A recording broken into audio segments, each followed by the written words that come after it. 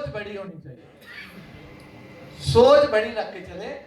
और जो छोटी छोटी बातें सर ने बताई कि ऐसे नहीं करना, नहीं करना, नहीं करना, और वाकई ही वो नहीं करनी चाहिए, सही में वो नहीं करनी चाहिए।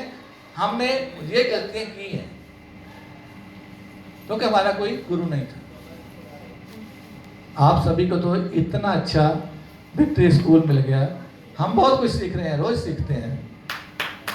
मैं भी मीटिंग में मैं श्रोता बन के बैठा रहता हूँ, घर वाले तंग करते हैं मुझे, आपकी सारा दिन मीटिंग चलती रहती है, आप कभी बच्चों से बात नहीं करा करो। 2 बच्चे हैं मेरे, बेटी मेरी डॉक्टर है, लेकिन डॉक्टर बनने के बाद भी वो कहती है मैं डॉक्टरी नहीं करनी है, प्रैक्टिस नहीं करनी है। तो वो इस वक्त बैंक में असिस्टेंट मैनेजर है, स्टेट बैंक ऑफ इंडिया में असिस्टेंट मैनेजर है। बेटे ने अभी MCA किया है, तो वो भी अपना काम करता है। लेकिन जो गलतियां हमने की, आपको बार बार बता रहे हैं कि वो गलतियां आपने नहीं करनी। वो गलतियां करेंगे तो हमारा सिस्टम सारा उथल पुथल हो जाएगा।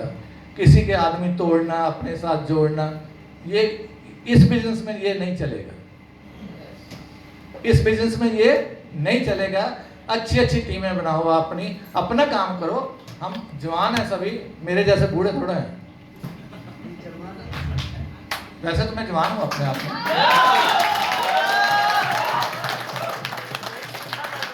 मैं अपने आप को अभी भी 32-33 कहता हूं। किसी को ना समझ आए तो प्लस करके देख लो, दोनों प्लस कर लो, अगर मान लो तो ठीक है, लगता हूं कि नहीं? नहीं लगता तो ना से कोई बात नहीं। मैंने कौन सा सर्टिफिकेट लेना आपसे? सर सिस्टम जितना इसको समझोगे उतना ही इसमें से हम ज्यादा कमा सकते हैं। कुबेर का खजाना है, मेहनत आपकी है, खजाना जितना लूट सकते हो लूट लो, जितना लूट सकते हो लूट लो, इसमें कोई रुकावट नहीं है, कोई रुकावट नहीं है। सीखो और आगे बढ़ते जाओ, सीखो और आगे बढ़ते जाओ, अपने आप को अपग्रेड करते जाओ, पैसा ही पैसा है। आपकी जरूरतें कम होंगी लेकिन इसमें पैसे ज्यादा है। मैंने तो अभी से सोचना शुरू कर दिया है कि क्या क्या करना है।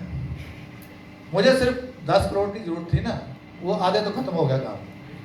जो मुझे खास जरूरत थी, मेरा काफी काम खत्म हो गया।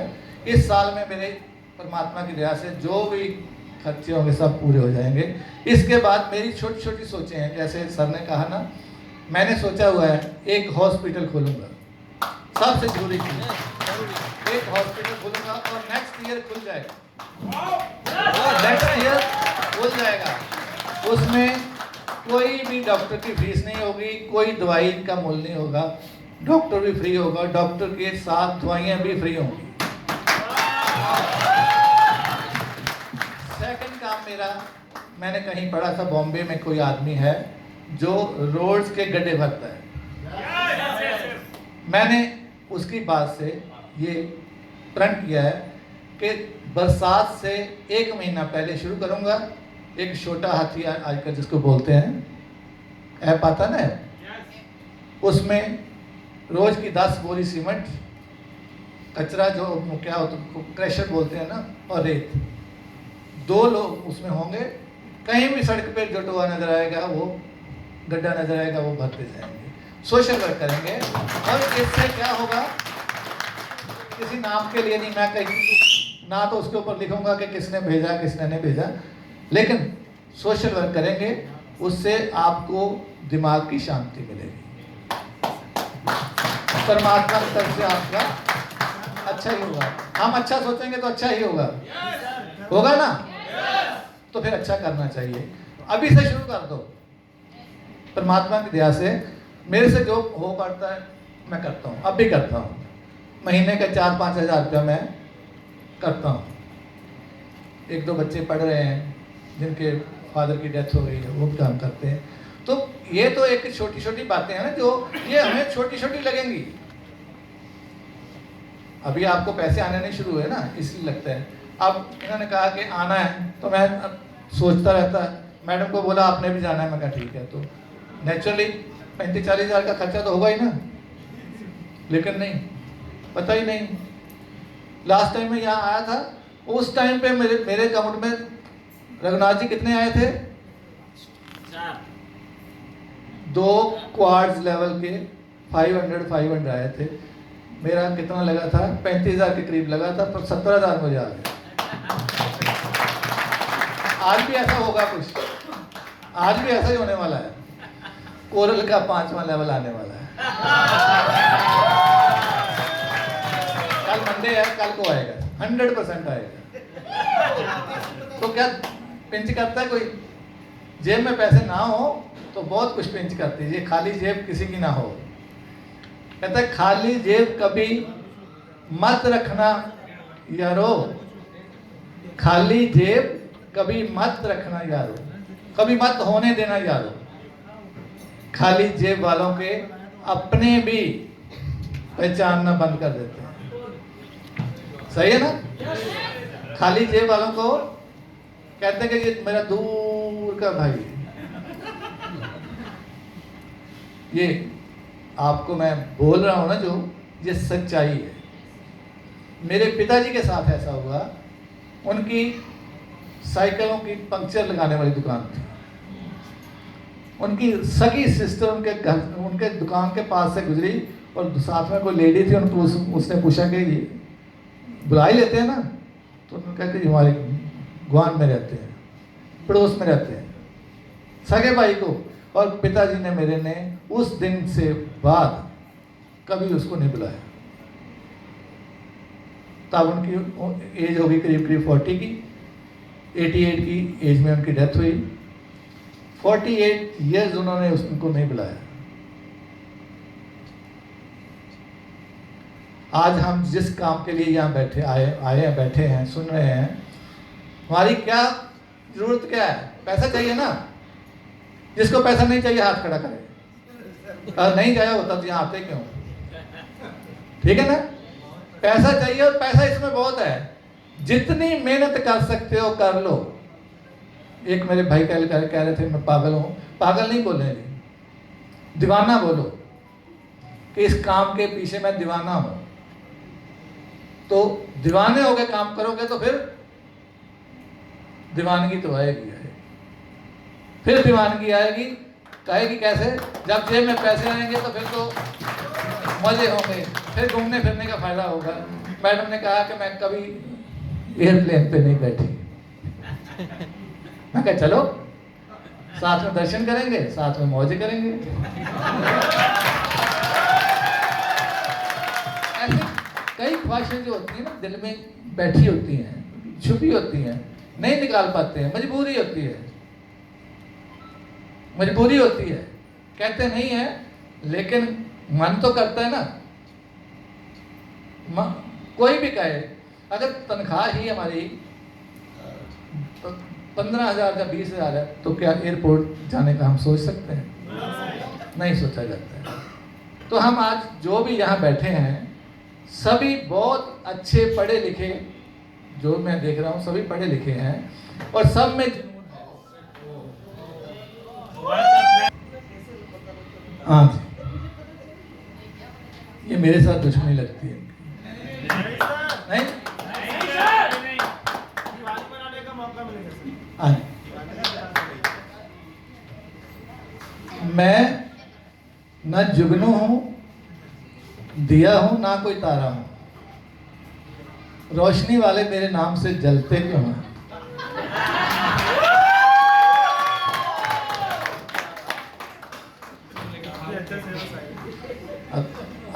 बड़ी मुश्किल से तो मुझे थोड़ा सा टाइम मिला है। मैंने तो सोचा था कि कैंसिल हो गया, खाने का टाइम हो गया, कैंसिल हो गया। चलो, बार बार एक ही बात कि जितना काम कर लेंगे, जितना लगन से काम कर लेंगे, इसमें काम में लगन चाहिए। लगन जिसको लग गई उसका बेड़ा पार। लगन से करना पड़ेगा काम। 3 साल होने के बाद भी मैं कोई दिन ऐसा नहीं जिस दिन मैं कम से कम 3 प्लान ना करूं। अब मैं अपने लिए नहीं करता हूं, अपनी टीम के लिए करता हूं। चाहे कोई भी मुझे कहीं भी बुला ले, पूरे इंडिया में, चाहे मेरी टीम है चाहे मेरी टीम नहीं है, यहां मैं आया हूं, मेरी टीम तो है लेकिन 8th लेवल से नीचे है, 8th लेवल से नीचे है। रघुनाथ जी ठीक है? Yes sir. सही है? सही है। इन्होंने पिछली बार मुझे बुलाया तो जो इनका अपलाइन है मैंने उसको बोला, मिश्रा जी हैं, हमारे से करीब 60-70 किलोमीटर दूर है, फगवाड़ा, वहाँ से हैं। तो मैंने उनको बोला कि चलें, तो कहते हैं उनको बोलिए टिकट भेज दें। मैं कहा मैं को बोलूँ, आप बोलिए, आपकी डाउनलाइन है। तो मैंने इनको बोला कि उन्होंने तो मना कर दिया, मैं अकेला कैसे आऊँगा? कहता नहीं सर गुरुजी आपको आना पड़ेगा। इन्होंने ये गुरुजी वर्ड पता नहीं कहाँ से ले लिया है। मैं गुरु कैसे बन गया जी?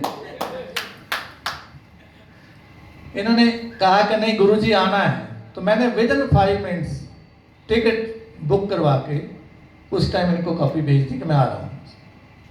खुशी होती है ना? प्यार से कोई मुझे जहर भी दे दे तो मैं पी लूँ। ये सच्ची बात है, सच्ची बात है। अगर मुझे किसी ने बुला लिया, चाहे मुझे कोई भी काम, मैं छोड़ के वहां काम के लिए जाता हूं, क्योंकि ये मेरा पैशन है। मैंने इसको लगन से कर रहा हूं और लगन लगी हुई है, लगन बढ़ती जा रही है और मजे आते जा रहे हैं। अब तो बस हंसता खेलता हूं, बस मस्ती करता हूं। घर वाले थोड़ा कई बार गुस्सा भी करते हैं, कहते हैं ना कि सभी के पीछे एक औरत का हाथ होता है। मतलब सभी की तरक्की के पीछे एक औरत होती है ना, कोई ना कोई। मेरे पीछे एक औरत है जो कहती है सारा दिन मीटिंगों में लगे रहते हो। लेकिन मैं इनका बहुत बहुत बहुत सम्मान करता हूँ।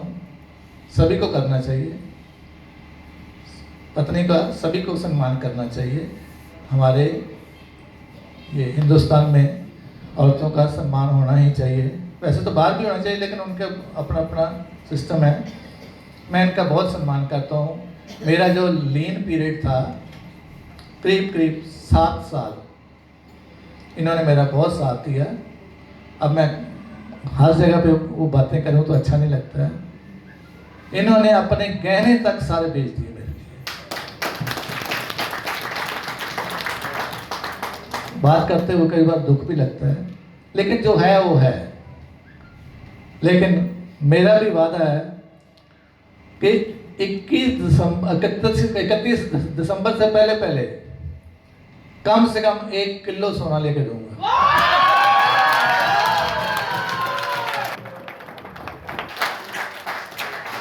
वादा नहीं है, ये कमिटमेंट है, और कमिटमेंट में पूरी कभी जब मैं कर लेता हूँ तो कर लेता हूँ। फिर आ गई, झूठ नहीं है ना, सच है, सच है, सच है। मेरा सभी से बहुत बहुत अनुरोध है, आप सभी सियाने हैं, पढ़े लिखे हैं और सूझवान हैं। सर ने जो स्कूल शुरू किया है, आज इतना अच्छा इन्होंने लिटरेचर दिया हमें कि जो भी पर्सन इसको समझ लेगा उसको किसी और से समझने की जरूरत नहीं है। तो बाकी सभी को मोटिवेशन की बुक्स जरूर पढ़नी चाहिए। सर ने अभी बताया how to win friends and influence peoples, Hindi में लोक विवाद बोलते हैं। और एक किताब का नाम लिया था, हाँ जी, जीत आपकी, खेड़ा की, पढ़नी चाहिए, बहुत अच्छी बुक्स है। अगर बुक्स नहीं पढ़ सकते तो YouTube पे हम मोटिवेशनल स्पीचेस सुन सकते हैं, उससे बहुत ही कुछ फायदा होता है। जो आदमी आगे बढ़ना चाहता है उसको उन बुक्स को जरूर पढ़ना चाहिए। और भी बहुत बुक्स हैं, एक नई बुक्स आई है द सीक्रेट्स, वो भी बहुत अच्छी बुक है। मैंने काफ़ी बुक्स पढ़ी हैं। मुझे एक एडवांटेज ये मिल गया था कि हमारी दुकान अपनी इंग्लिश बुक्स की है। अमृतसर में द बुक लवर्स रिट्रीट के नाम से बुक शॉप है हमारी, 1961 से है। तो मैं उस दुकान पे पहले 50 रुपए की सर्विस भी करता रहा हूँ। वही दुकान पे बाद में हमने अबाउट 74 में हमने वो दुकान अपनी खरीद ली थी। अब वो हमारी दुकान बड़े भाई होते हैं वहाँ। तो बुक्स का हमारे जीवन में बहुत महत्व है। सभी को बुक्स पढ़ने की कुछ ना कुछ आदत डालनी चाहिए। जैसे मैंने कहा पहले आधा घंटा शुरू करिए, फिर जब आपको आदत बन जाएगी फिर आप उसको टाइम को बढ़ा भी सकते हैं। जैसे मेरी बेटी रात को कम से कम 1 घंटा बुक पढ़ के सोती है। कोई भी बुक हो कोई पढ़ के सोती है, चाहे नावल हो, चाहे कोई रिलीजियस बुक हो। शौक है, उसको शौक है। तो बहुत कुछ सीखने को मिलता है।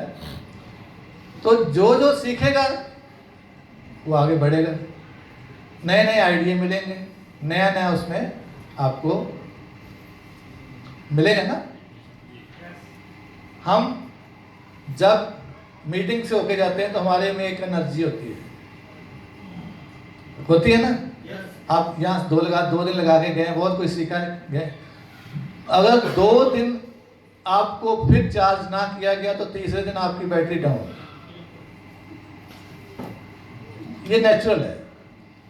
अगर हमने अपनी battery time to time charge नहीं की तो वो उसके 2 ही साधन हैं, या तो मोटिवेशन स्पीचेस सुनो या बुक्स पढ़ो।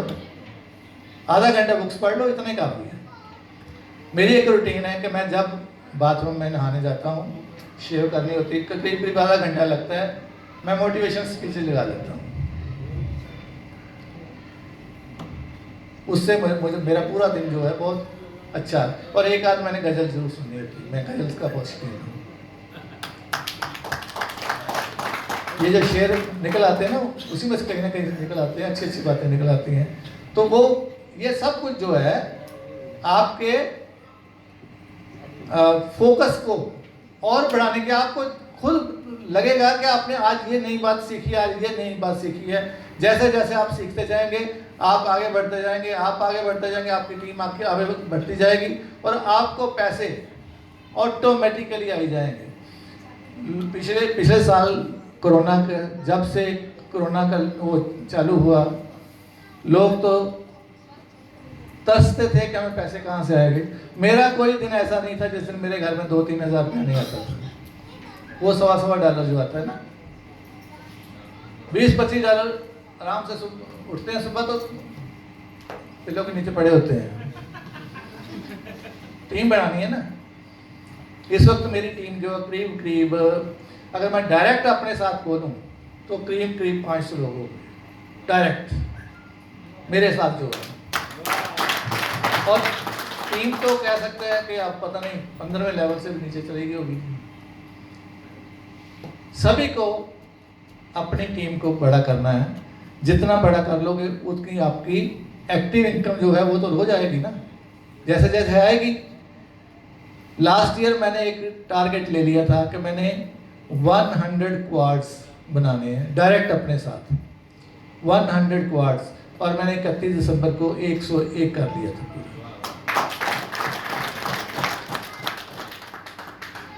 101 क्वाड्स। तो उसका फायदा मुझे क्या होगा, अब करीब 2 साल के बाद वो सभी ने अमेथिस्ट करना है ना, अमेथिस्ट करेंगे ना, तो उसके पैसे किसको आएंगे, वो भी मुझे आएंगे। एक के कितने आएंगे सर? $2500 ना, $2500 के आएंगे ना एक के, तो 100 के कितने आएंगे?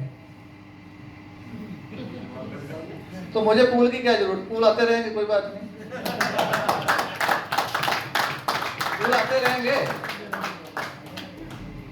ये बहुत, मैं इनकम बताने वाली बात नहीं कर रहा हूँ, ये सच्चाई है। क्योंकि जितना जितना काम हम करते जा रहे हैं ना आगे, उतना आसानी भी होती जा रही। मैंने जो कुछ कहा यहीं समाप्त करूंगा। किसी को कोई मेरी बात से कष्ट पहुंचा हो तो मैं उसके लिए क्षमा मांगता हूँ। आपको सभी को गुड लक बोलता हूँ। परमात्मा आपको बहुत बहुत तरक्कियाँ बख्शें, आपको बहुत बहुत